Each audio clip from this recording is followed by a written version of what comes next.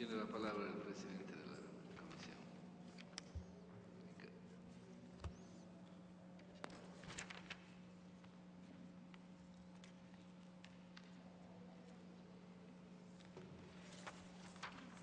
Señor presidente, señoras, señoritas, señores asambleístas,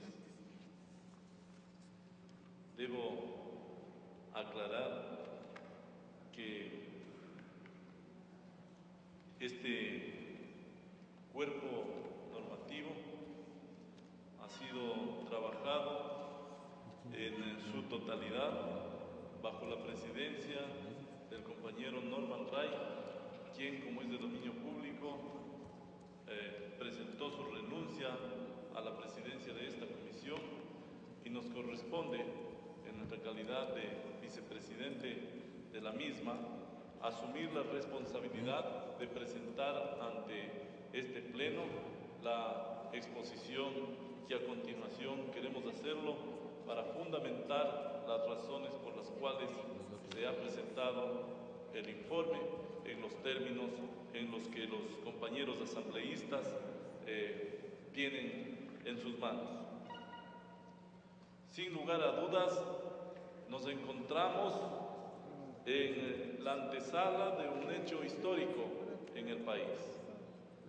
Este hecho está marcado por la aprobación de la Constitución Política del Estado y que trae entre parte de sus normas la necesidad de regular, la necesidad de dictar una ley que permita, una nueva ley que permita mejorar las condiciones, mejorar la normatividad para que el sistema de representación, el sistema electoral nacional pueda ser ordenado en la forma que se requiere. Parte de la crisis que ha vivido nuestra democracia se debe a la gran dispersión de normas y a los parches que sufrió el sistema democrático a lo largo del nuevo proceso democrático que estamos viviendo. Para todos es conocido que por un lado teníamos la Ley Orgánica de Elecciones, por otro lado la Ley Orgánica del Control de Gasto Electoral y Propaganda Electoral, la Ley Orgánica para el ejercicio de los ecuatorianos domiciliados en el exterior para elegir presidente y vicepresidente de la República del Ecuador, la Ley Orgánica de Consulta Popular y Revocatoria del Mandato, la Ley de Partidos Políticos y más normatividad dictada por el extinto Tribunal Supremo Electoral. Cuerpos normativos que estaban regulando el mismo tema.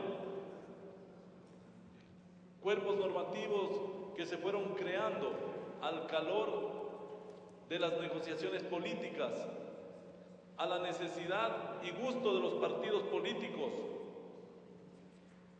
Por eso ha sido necesario que esta vieja aspiración del pueblo ecuatoriano pueda ser regulado de manera integral. Ese es el documento que estamos presentando. No hemos llegado a determinar como un código de la democracia, pero en realidad así lo es. Esta normatividad que estamos poniendo a consideración de los señores asambleístas, que le denominamos Ley Orgánica Electoral y de Organizaciones Políticas, intenta unificar esta dispersión que estaba en varios cuerpos legales, y hoy queremos entregar al país, luego de esta discusión, una ley que permita que el sistema democrático, que el sistema de representación pueda ser un sistema ordenado y que permita una verdadera reforma política del Estado ecuatoriano. Este código tiene varias virtudes a nuestro entender. La primera virtud es haber alcanzado este viejo anhelo de unificar estos temas electorales en un solo cuerpo normativo. La segunda virtud a nuestro entender, es que la presente propuesta es el haber sido sometido a la más amplia socialización y análisis con todos los sectores involucrados. Hemos realizado una gran cantidad de eventos y una discusión amplísima en la comisión. Solamente entre el primero y segundo debate hemos tenido más de 20 sesiones ordinarias.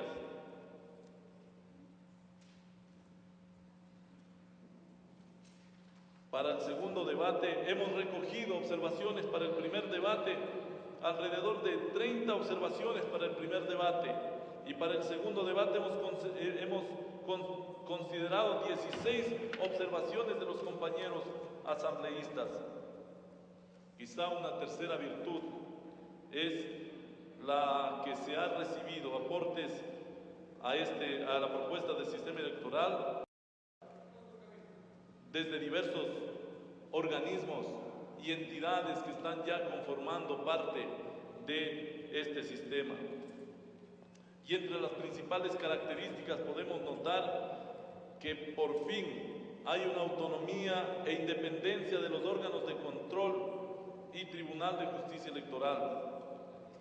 Se trata de poner orden a la dirimencia de competencia al resolver que al existir conflicto de competencia entre el Consejo Nacional y el Tribunal Contencioso Electoral se someterán a conocimiento y resolución de la Corte Constitucional, artículo 8 de la ley. La función electoral está representada por el presidente del Consejo Nacional Electoral. Se conforma por el Consejo Nacional Electoral 5 miembros elegidos para un periodo de 6 años y que se renovarán cada 2 años, y el Tribunal Contencioso Electoral, sobre los cuales rige el principio de la desconcentración y de todas las garantías que aseguren su total independencia de los demás órganos públicos. Para precautelar su total autonomía, sus miembros son el resultado de una selección derivada de un concurso público de oposición y merecimientos, supervisada por el Consejo de Participación Ciudadana y Control Social, dando cumplimiento a la garantía constitucional de equidad y paridad. Entre los consejeros y jueces electorales se coordinará permanentemente los asuntos de la función electoral. Para el ejercicio de la función electoral en las provincias se establecen las delegaciones distritales y provinciales bajo el carácter de unidades de gestión técnica y administrativa de carácter permanente. El Tribunal Contencioso Electoral es el encargado de administrar justicia en materia electoral y de dirimir conflictos internos de las organizaciones políticas. Se conforma de 5 miembros para un periodo de 6 años que se renova parcialmente cada 3 años. Entre sus funciones principales tenemos las de administrar justicia como instancia final en materia electoral y expedir fallos, resolver los recursos contenciosos electorales contra los actos del Consejo Nacional Electoral, conoce asuntos litigiosos de las organizaciones políticas, sanciona el incumplimiento de las normas sobre financiamiento, propaganda y gasto electoral, instancia definitiva en la calificación de candidatos, declara la nulidad de los procesos, juzga las infracciones y sus fallos constituyen jurisprudencia electoral. Los sujetos políticos deben ser notificados de los resultados electorales en el plazo de 24 horas contados a partir del cierre y culminación de los escrutinios. Pueden impugnar en el plazo de 48 horas. Cuando no hay impugnaciones, se proclamarán los resultados, dándole agilidad a la entrega de resultados, que es uno de los problemas más graves que en el pasado han tenido los sujetos políticos.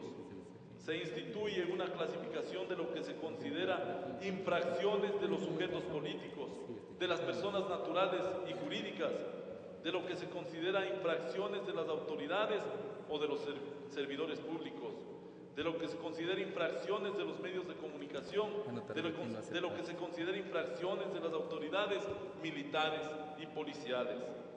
Se establece el derecho de que si el Consejo Nacional no atiende alguna petición jurídica dentro de los plazos establecidos, este reclamo podrá ser interpuesto ante el Tribunal Contencioso Electoral se institucionalizan los siguientes recursos. Primero, recurso ordinario de apelación.